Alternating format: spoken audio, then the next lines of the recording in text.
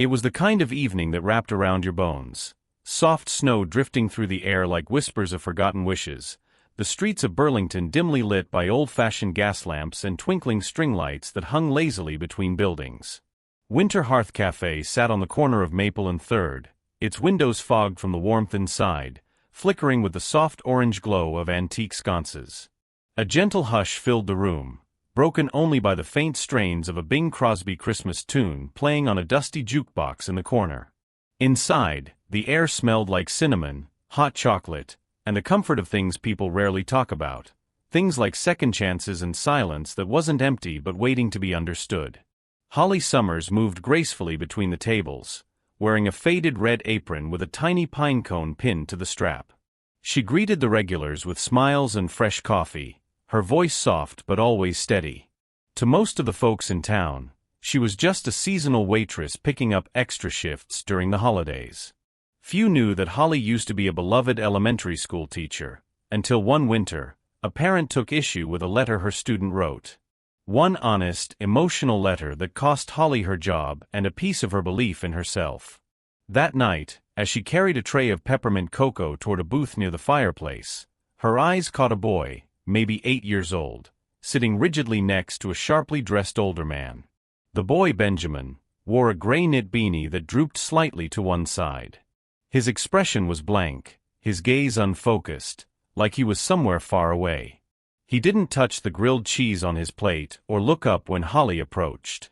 The man beside him, Michael Grayson, had the kind of face that newspapers loved. A titan of finance, owner of a dozen downtown buildings, and the kind of man who usually traveled with assistants and chauffeurs. But here he was, sitting in a booth like any other father, except there was a coldness in his posture. The kind that didn't come from arrogance, but from grief too deep to thaw. Holly didn't pry. She simply offered a kind smile and set down their drinks. But as she turned to leave, she noticed the boy staring intently at something by the fireplace. A small red mailbox stood there, nestled among garlands and fairy lights. A sign above it read, "Letters to Santa, he still reads them." Something flickered in the boy's eyes, not quite light, but not darkness either. Holly hesitated, then reached into her apron pocket and pulled out a blank piece of paper and a green crayon. Without making a fuss, she placed them gently in front of the boy and whispered, "You don't have to write anything big. Just one word. Santa will understand." She walked away, thinking little of it. But Michael Grayson, sitting in silence, had seen it all, the small gesture, the soft words, the way his son's hand slowly closed around the crayon. And for the first time in months, something inside Michael stirred. Michael Grayson had never liked small-town cafes. They were too warm, too quiet, too full of memories that sneaked up on you when you weren't paying attention. But tonight, he sat rigidly in a corner booth of Winter Hearth Café, a worn leather glove resting on the table beside a mug of untouched coffee. Across from him sat his son Ben, 8 years old, wrapped in a navy pea coat 2 sizes too big, his silence heavier than the snowfall outside. Michael had brought Ben here hoping, foolishly maybe, that the holiday lights and smell of cinnamon rolls might soften something inside the boy. That maybe, just maybe, the music, the people, the colors of Christmas could do what doctors and therapists hadn't been able to in months. But Ben sat like a statue. His plate of mac and cheese remained untouched. His eyes never met his father's. Only once did Michael see a flicker of attention, when Ben's gaze landed on the fireplace. There, nestled between garlands and pine cones, was a small red mailbox propped atop an antique stool. Gold lettering read, "Letters to Santa, tell him anything." Michael followed his son's eyes but said nothing. He didn't dare. A few minutes later, their waitress returned to clear the plates. She was a woman in her mid-30s, with tired eyes but a voice as gentle as snowfall. She didn't push conversation. She simply moved with the quiet confidence of someone who'd learned that presence often spoke louder than words. As she reached for Ben's untouched plate, she paused. Her eyes had followed his, to the red mailbox, and back to the boy again. She didn't speak to Michael. She didn't ask for permission. Instead, She pulled something from the pocket of her apron, a small piece of white paper and a green crayon. She knelt slightly beside Ben and placed them gently on the table in front of him. "You don't have to write anything big," she said softly, her voice barely above a whisper. "Just one word. Santa will understand." Ben didn't react. Not at first. He kept his head turned toward the window, pretending not to notice. But after a moment, his hand moved, slowly, almost imperceptibly, and closed around the crayon. He didn't draw. He didn't write. But he held it, as if the act itself meant something. Michael watched in silence. Something tugged inside him, something old and unfamiliar. He couldn't name it. Couldn't explain why his throat suddenly tightened at the sight of a child simply holding a crayon. But there it was. The waitress stood and returned to her duties as if nothing had happened. But Michael couldn't stop watching her. And he couldn't stop watching his son. For the first time in months, Ben had chosen to hold onto something. And for the first time in longer than he could remember, Michael felt a flicker of something he'd forgotten he still had: hope. The next evening, the sky had turned the color of slate, and the streets of Burlington shimmered under a fresh blanket of snow. Holly Summers slipped her coat on as the Winter Hearth Café dimmed its lights for the night. The bells above the front door jingled gently behind her as she stepped outside, hugging herself against the chill. She wasn't expecting anyone. So when she saw the sleek black sedan parked just beyond the sidewalk, engine humming quietly, she stopped short. It wasn't the kind of car that belonged to anyone from town, not with those custom rims and tinted windows. And definitely not with a driver in a wool overcoat and leather gloves standing beside it, scanning the door like he was waiting for someone specific. Their eyes met, and the man gave a small nod before stepping forward. "Miss Summers?" he asked. She hesitated, halfway between curiosity and caution. "Yes."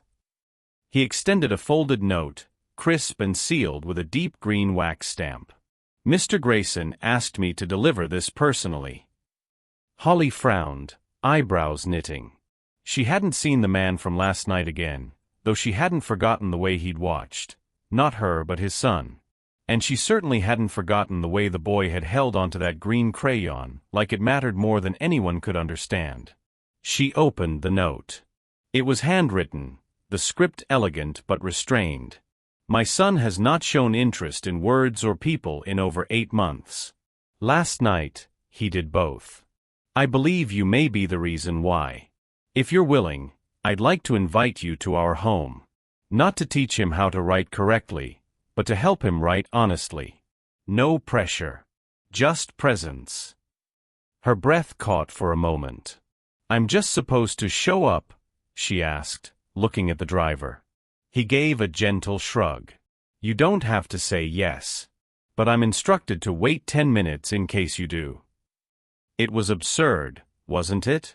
A billionaire asking a waitress to help his son write a Christmas letter? Holly almost laughed, except it didn't feel like a joke. It felt like a test. Like the universe asking her if she was ready to face the part of her past she'd spent years trying to forget. "I'm not a teacher anymore," she murmured, half to herself. But the memory came anyway, the one that lived just under her skin. A child in her 3rd grade class had once written a letter to their father. Real. "I miss when you lived with us," it said. "I don't know how to make Mom stop crying." A parent had seen it and demanded action. Within days, Holly was suspended for encouraging emotional expression beyond academic scope. She hadn't taught since. Now, a stranger was asking her to do exactly what had once ruined her, and calling it a gift. Holly folded the letter, staring into the snowy silence. She should have said no. Should have walked home, made herself a cup of tea, and gone to bed. Instead, she looked up at the driver and said softly, "Tell Mr. Grayson. I'll come. But I'm not teaching him how to write." The driver tilted his head, waiting. "I'll just help him say what he's been trying to say," she added. "However it wants to come out." The man opened the car door without another word. And Holly stepped into the unknown. Holly was already halfway home when she reached into her coat pocket and found it, a small folded napkin, crumpled just enough to suggest hesitation. She'd seen the boy drawing something while she cleared another table, but he'd left before she could return. Now, under the pale glow of a street lamp, she unfolded it carefully. A Christmas tree, or at least, an attempt at one. It leaned slightly to the left, and the top branches were missing entirely. The lines were shaky, uneven. But right at the crown, there was a star, drawn bold and wide, almost too big for the tree. It wasn't straight. It tilted, awkward and luminous. For a moment, Holly just stood there, unmoving in the snow. There was something about the image that struck her, a tree imperfect and incomplete, yet still crowned with hope. It reminded her of all the kids she taught who never quite fit the mold. Who didn't write perfect sentences, but wrote from places most adults were too afraid to look at. It reminded her of herself too, broken branches and all. Maybe, she thought, it wasn't about teaching anymore. Maybe it was about listening. The next morning, she called the number on the card the driver had left. "I'll do it," she said, before she could change her mind. Then, after a breath, she added, "But I won't be teaching him how to write." "What will you be doing then?" the voice on the other end asked. "I'll be listening," she said, "to whatever he's trying to send out into the world." Every afternoon, just as the winter sun began to dip behind the bare trees lining the Grayson estate, Holly arrived at the grand iron gates. A driver would let her in, and she'd walk through the quiet halls of the sprawling mansion where marble floors echoed too loudly and Christmas decorations looked more curated than lived in. Ben always waited for her in the library, a high-ceilinged room with tall windows and a fireplace that burned low and steady. At first, he wouldn't look at her. He'd sit curled in the armchair, crayon in hand, eyes on the fire like it held all the words he refused to say. Holly never pressed. Instead, she brought things with her. Old magazines. Scraps of colored paper. Safety scissors. Rolls of tape and a little box of glitter that spilled at least once every visit. They didn't talk much, but slowly, their silence became companionable. They began with simple things. She'd cut out a reindeer silhouette and ask, "Should we give him a scarf?" Ben would give the faintest nod, then reach for a strip of red felt. One afternoon, she folded a square of wrapping paper into a tiny gift box. Ben mimicked her steps, tongue poking out in concentration, and made his own, slightly crooked but proud. Then came the words.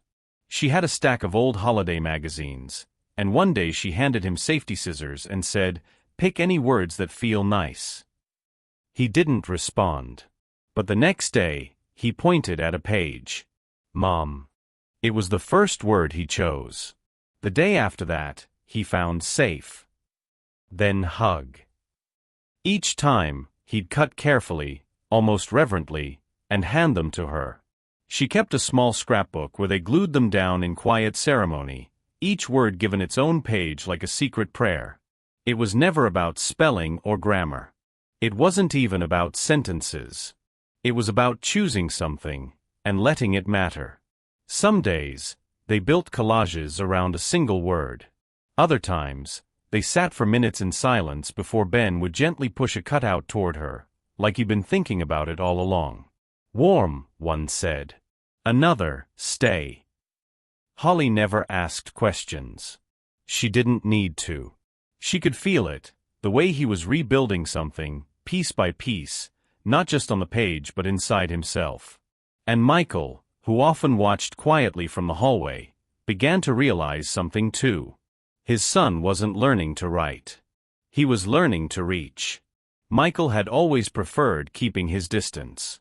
Even now, as his son and the woman he'd invited into their lives sat cross-legged on the library floor, gluing magazine letters onto red construction paper, he stayed in the hallway just beyond the frame of the door. Close enough to watch, far enough not to be seen. He told himself it was better this way. Ben had been through too much, and so had he. But there was something different in the air lately. It wasn't loud. It wasn't sudden. It was subtle, like the soft settling of snow on a rooftop, barely perceptible until you noticed how quiet everything had become. That night, Michael stood behind the doorframe a little longer than usual. Holly had just gathered her things. Ben, silent as ever, waited until she left, then walked toward the fireplace. Michael almost turned away. But then he saw it. A single sheet of paper, cut from craft stock, carefully taped to the mantel. At the top, in mismatched magazine letters, were the words, "Dear Santa." And underneath, in smaller, hand-cut scraps, the message continued, "Please bring someone who stays." Michael's breath caught in his throat. He didn't move for a full minute. That night, he sat in his study long after the fire had gone cold. The letter haunted him, not because it was sad, but because it was brave. Because it came from a boy who hadn't spoken in months, and yet had somehow managed to say everything that mattered. The next morning, whispers began circulating among the staff and private tutors who'd once filled the Grayson household. One of them, a child psychologist who had tried and failed to reach Ben, looked over the collage and muttered, "She's not using any proven methods. No structure. No educational framework." Another added, "It's not therapeutic. It's just crafts." Michael didn't respond. He listened to their credentials, their jargon, their concerns. But all he could picture was that single sentence taped above the fireplace. "Please bring someone who stays." In the quietest way possible, his son had asked for something no expert had ever thought to give. And Holly, without a license, without a protocol, had helped him find the words.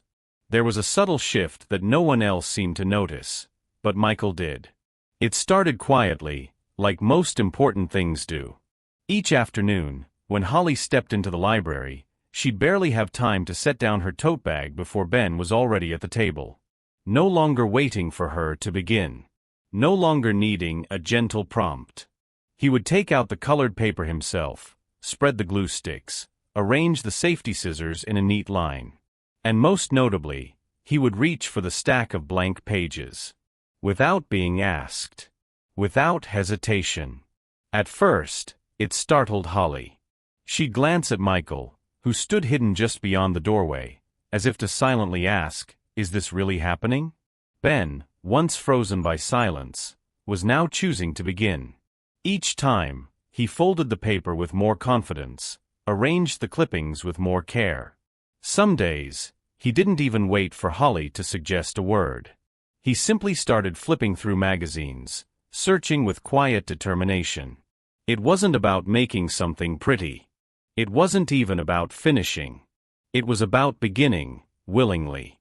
For a child who hadn't spoken, hadn't written, hadn't reached for anything in months, it was everything.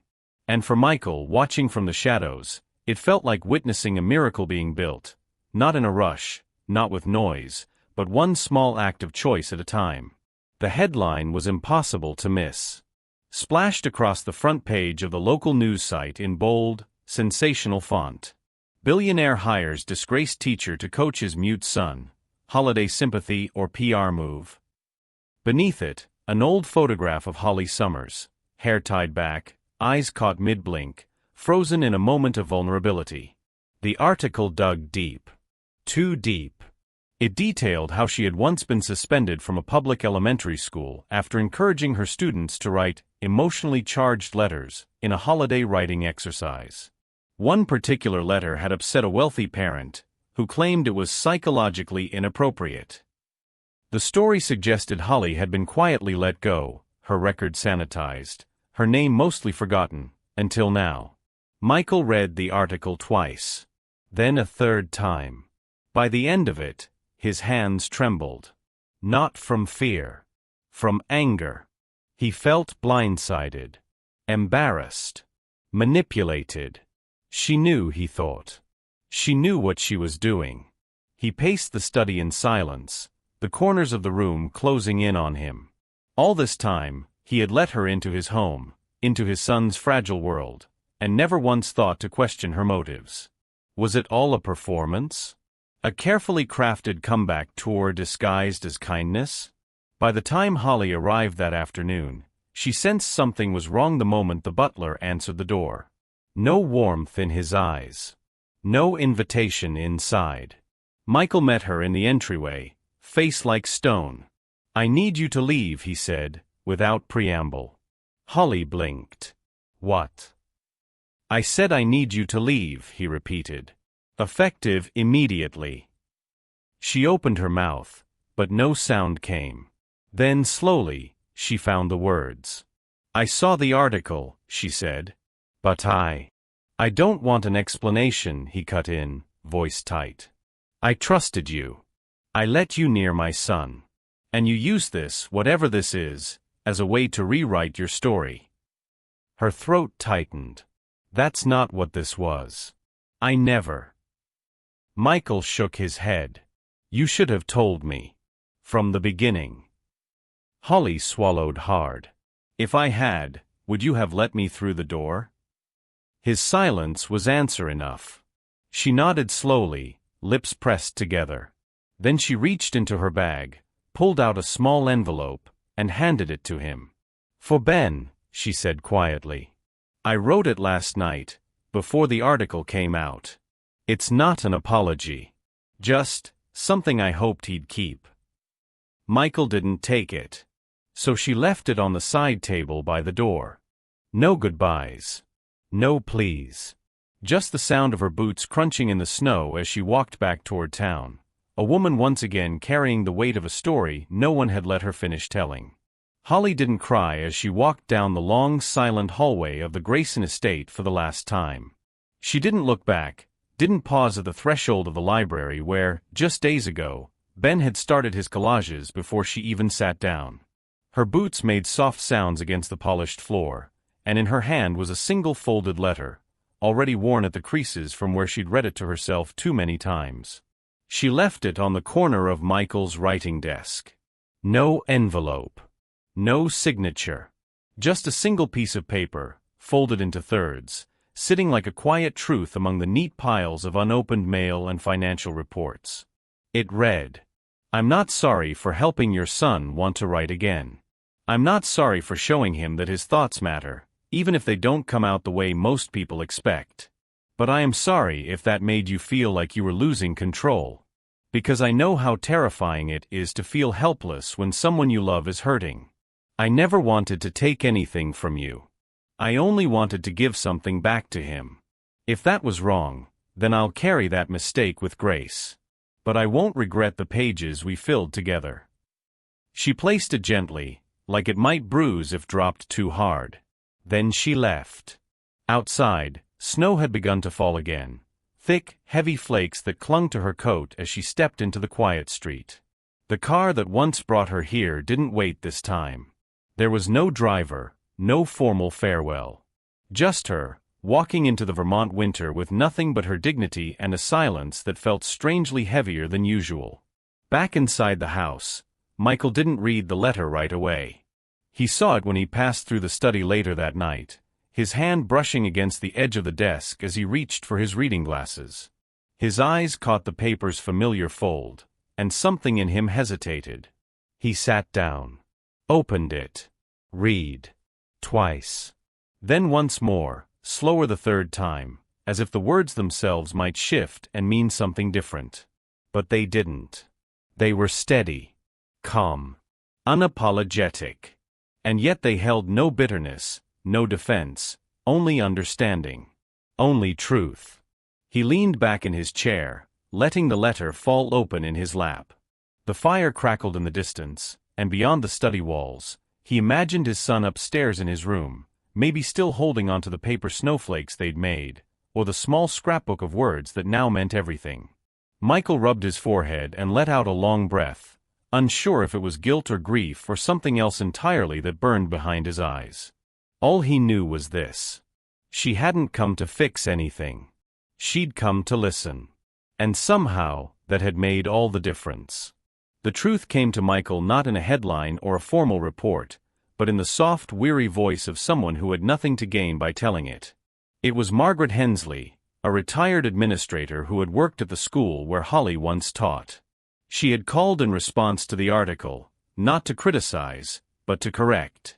She didn't deserve what happened, Margaret said quietly over the phone.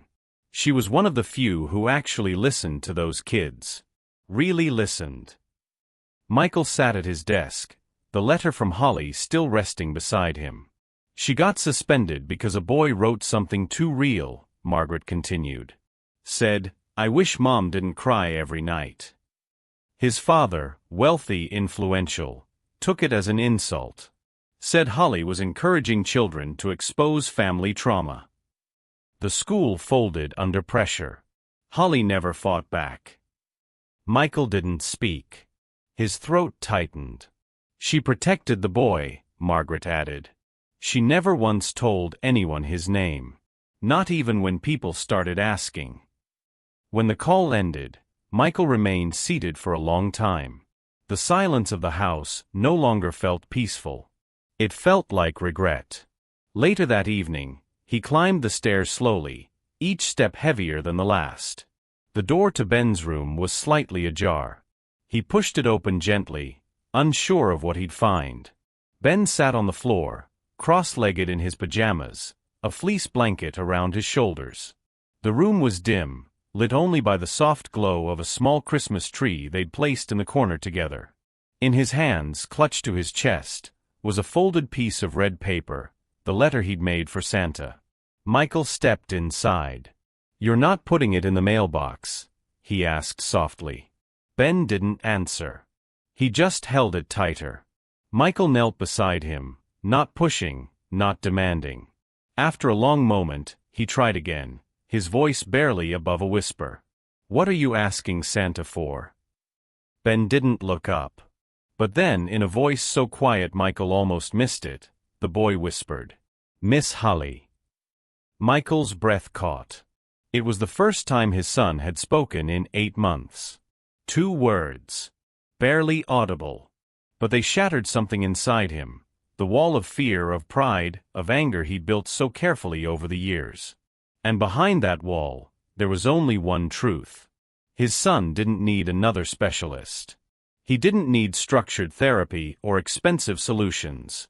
He needed someone who saw him. Who stayed. Michael closed his eyes for a moment, then opened them and placed a gentle hand on Ben's shoulder. "Okay," he whispered. "We'll find her." And for the first time in what felt like forever, Ben leaned into him, not out of obligation, but out of trust. It took Michael a moment to realize what had just happened. The room was so still, so quiet, that Ben's voice, soft and fragile as it was, seemed to echo against the walls like a bell rung in a cathedral. Those 2 words, "Miss Holly," hung in the air, not loud but profound. The kind of sound that didn't fade when it ended, but stayed behind, humming in the bones. 8 months. That's how long it had been since Ben last spoke. Not a whisper. Not a sound. Not even a hum. Doctors had called it selective mutism. Therapists had offered strategies. Specialists had promised progress. But nothing had reached him. Until now. Michael's chest tightened, his hand still resting gently on his son's shoulder. He didn't respond right away. He didn't want to startle the moment, or make it something it wasn't.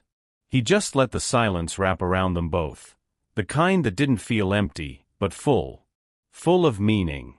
Of hope. He looked down at Ben, who still clutched the red letter to his chest like it was a lifeline. And in that instant, Michael understood something he hadn't been ready to admit. This wasn't about therapy. This wasn't about fixing his son. It was about someone who'd sat with him, day after day, and simply stayed. It was just after 9 on Christmas Eve when Holly found the envelope. She'd been closing up her tiny apartment above the bookstore, a mug of chamomile tea in one hand, the hum of holiday music playing faintly from a radio in the kitchen. The knock at the door was soft, almost hesitant. When she opened it, no one was there. Only the envelope. No name. No return address.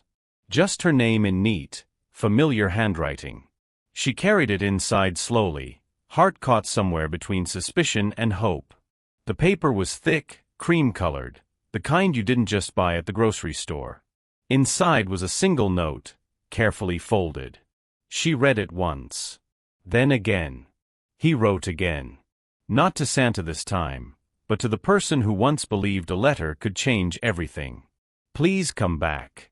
Not as a guest. As someone who belongs here. Her hand trembled as she lowered the page to the table. She didn't need to guess who had sent it. The streets were quiet when she stepped outside, snow falling gently like blessings from the sky. This time, there was no driver waiting. No sleek black car. She took the bus, the last one running on Christmas Eve, and walked the final stretch beneath the stars, her boots crunching over snow that sparkled under the moonlight. When she arrived at the Grayson estate, the iron gates were already open. The front door, too. And in the doorway stood Michael. No coat. No pretense. Just a quiet man who had finally learned how to listen. Neither of them spoke as she stepped inside. But the warmth that greeted her wasn't just from the fireplace. In the center of the living room stood a tall Christmas tree, wrapped in golden ribbon and handmade ornaments, paper stars, glued together letters, and a tiny red mailbox nestled at its base. At the top of the tree, a space remained empty. Michael reached into his pocket and handed her a star, not new, not perfect, but the same one from Ben's first drawing. Slightly crooked, slightly bent, and beautiful. Would you? He asked. Holly smiled, tears burning in her eyes. This time, she didn't hesitate. She climbed the small step stool, placed the star gently at the top, and stepped back down. And for the first time in a very long while, she felt like she was home. 3 months later, the community center buzzed with quiet anticipation. Streamers in deep midnight blue and silver hung from the ceiling, and at the front of the hall stood a handmade banner, Project North Star, where every voice finds a way to shine. Parents, teachers, volunteers, and children of all ages filled the room, some in folding chairs, others standing near the back, holding cups of cider and watching with warm, curious eyes. At the heart of it all stood Holly and Michael, side by side, not as founder and donor, but as something more quietly powerful, believers. Together they had built something they wished had existed years ago, a space for children with invisible wounds to find their voice, not through grades or diagnosis, but through crayons, scissors, glue, and words that didn't need to be perfect to be true. The lights dimmed slightly as a small boy approached the microphone. Ben. He wore a navy sweater vest and clutched a folded piece of red paper in his hands, the original letter they had all built their lives around without realizing it. He looked out at the crowd, then back at his dad, who gave him a small nod. Ben unfolded the paper slowly, hands shaking just a little, and in a voice that was no longer a whisper but still full of quiet grace, he read, "Dear Santa, I don't need toys. I just need someone who stays." The room was still. Then came the sound of soft sniffles, and then, applause. But more than that, it was the knowing looks exchanged, the hands squeezed tighter, the silent prayers of every parent in the room who'd once feared their child would never speak. Ben smiled. And in that moment, every star in the banner above seemed to shine just a little brighter. Some letters never make it to a mailbox. They don't carry stamps or return addresses. They're written on napkins, in the margins of notebooks, or whispered quietly into the silence between two people who choose to stay. And yet somehow, those are the letters that travel the farthest. Because they don't need directions. They find their way to the only place that matters. The heart of someone who was waiting, without even knowing it. So if this story reminded you of a moment when someone stayed, when someone listened, or handed you a crayon and said, "It's okay to begin again," then maybe, just maybe, this letter was meant for you too. If this story stirred something in you, a memory, a name, a long-lost feeling, leave a like to let us know you were here. And if you still believe in quiet acts of kindness, in the power of presence, and in letters that don't need to be perfect to be heard, then subscribe to Justice Reloaded HD for more stories that heal, one heart at a time. Thank you for staying. We'll be here, waiting, for the next letter.